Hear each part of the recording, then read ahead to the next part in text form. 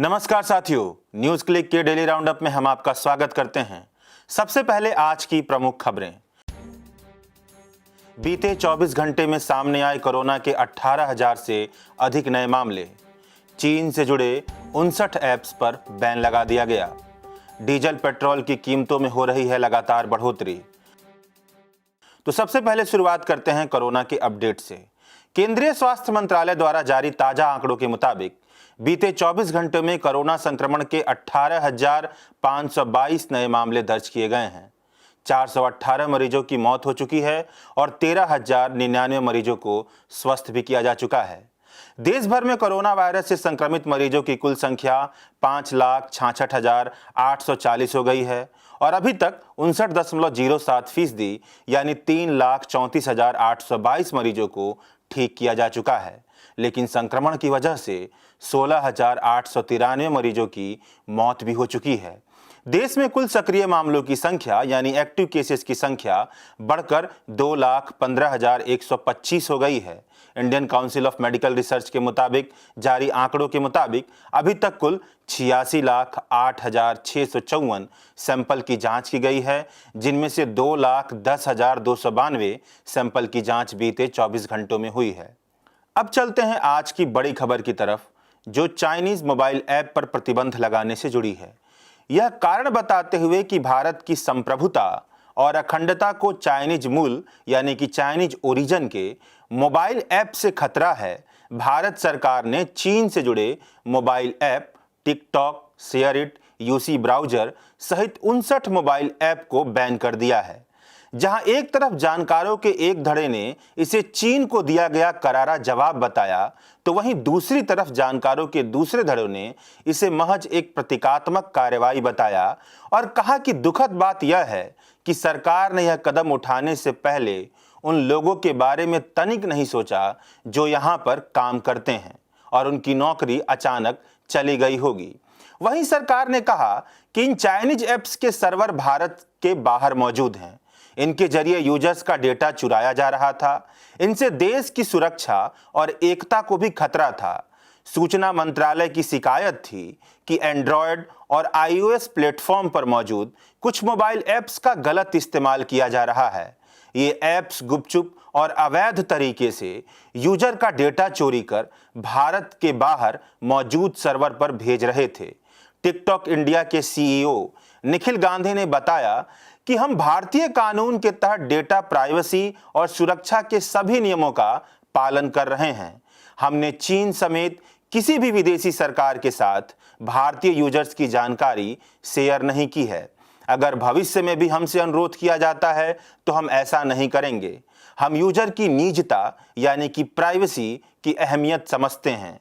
जानकारों ने सरकार के इस कदम को 20 सैनिकों की हत्या की बदला लेने के भाव से की गई प्रतीकात्मक कार्रवाई बता रहे हैं। भारतीय सूचना संबंधी अहम जानकारियां तो फेसबुक, व्हाट्सएप और तमाम अंतर्राष्ट्रीय कंपनियों के पास कहीं ज्यादा है, जिन पर बाकायदा यह आरोप लगाया जाता है कि वह डेटा के साथ भारत की भीतरी और बाहरी राजनीति में हस्तक्षेप कर रहे हैं। क्या भारत सरकार ने उनको बंद करने के बारे में भी सोचा है? अगर गलवान न हुआ होता तो क्या चाइनीज ऐप पर प्रतिबंध लगाया जाता? खुफिया तंत्र 2016 से चीन के करीब 42 ऐप्स को खतरा मानता रहा है। यह बैन पहली दफा नहीं है। पिछले साल मद्रास हाई कोर्ट ने बैन लगाकर हटा दिया था। अब सवाल यह है कि चाइनीज ऐप पर लगाया गया यह बैन कब तक टिकेगा? इन ऐप के मालिक भारत के बड़े स्टार्टअप में बड़े निवेशक हैं, यानी कि बड़े इन्वेस्टर हैं। इनका बहुत बड़ा पैसा लगा हुआ है, जैसे कि यूसी ब्राउजर अलीबाबा का है, जो पेटीएम, बिग बास्केट, जोमेटो में इन्वेस्टर हैं। The state of mobile report 2019 कहता है कि साल 2016 से 2018 के बीच भारतीय उपभोक्ताओं द्वारा मोबाइल ऐप डाउनलोड की संख्या में 165% की बढ़ोतरी हुई है और इसमें से तकरीबन 50% ऐप वैसे हैं जिनमें चीन का पैसा लगा हुआ है। अंत में जरूरी सवाल यही उठता है कि अचानक से मोबाइल ऐप बैन होने की वजह से इन ऐप में काम करने वाले बहुत सारे भारतीय लोग अचानक से बेरोजगार भी हो गए होंगे। सरकार इनकी मदद कैसे करेगी? क्या सरकार ने इन ऐपों को बैन करते समय यहां पर काम करने वाले भारतीय लोगों के बारे में तनिक भी सोचा था? क्या चाइनीज ऐप पर लगाए गए इन प्रतिबंधों से चीनी अर्थव्यवस्था को इतना धक्का पहुंचेगा कि वह LAC यानी कि लाइन ऑफ एक्चुअल कंट्रोल से अपने अतिक्रमण वाली मौजूदगी को हटा लेगी? हाल फिलहाल की खबरों से तो ऐसा नहीं दिख रहा है। अब चलते हैं अंतिम खबर की तरफ, जो पेट्रोल डीजल की कीमतों में होने वाली बढ़ोतरी से जुड़ी है। लगातार 21 दिनों तक तेल की कीमतों में बढ़ोतरी देखी गई। तेल की कीमतें रविवार को नहीं बढ़ाई गई, फिर से सोमवार को पेट्रोल और डीजल के दाम बढ़ा दिए गए और आज फिर से इसमें कोई बदलाव नहीं किया गया है।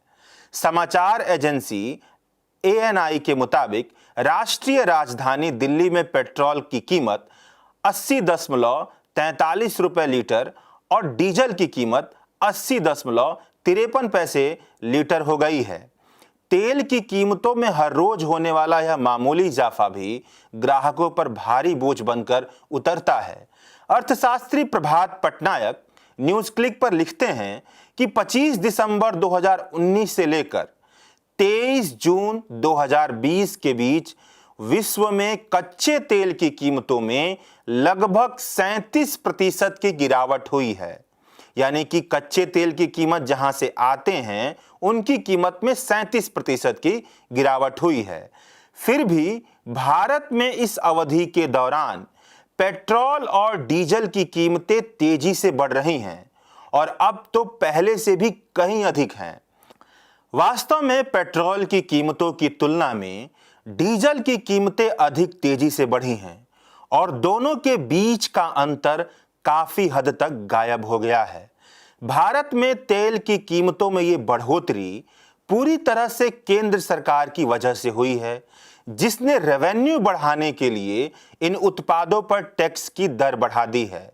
सरकार के प्रवक्ताओं ने इसके पक्ष में जो तर्क दिया है वह यह है कि पेट्रोल और डीजल ऐसी वस्तुएं हैं जिन्हें बड़े पैमाने पर इस्तेमाल किया जाता है, इसलिए उनकी कीमतें बढ़ाना गरीबों को नुकसान पहुंचाए बिना संसाधनों को बढ़ाने का एक सुविधाजनक तरीका है।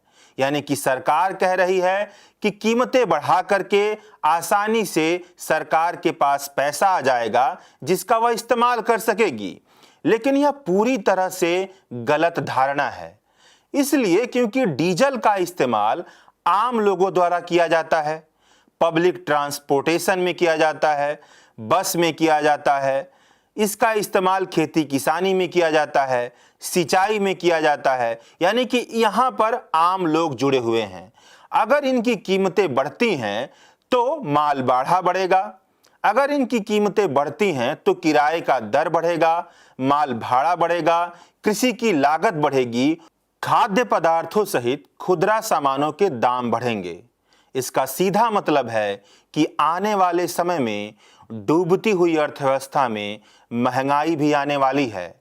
आम लोगों की कमर पहले से ही लॉकडाउन में टूट चुकी है और अब और टूटने वाली है।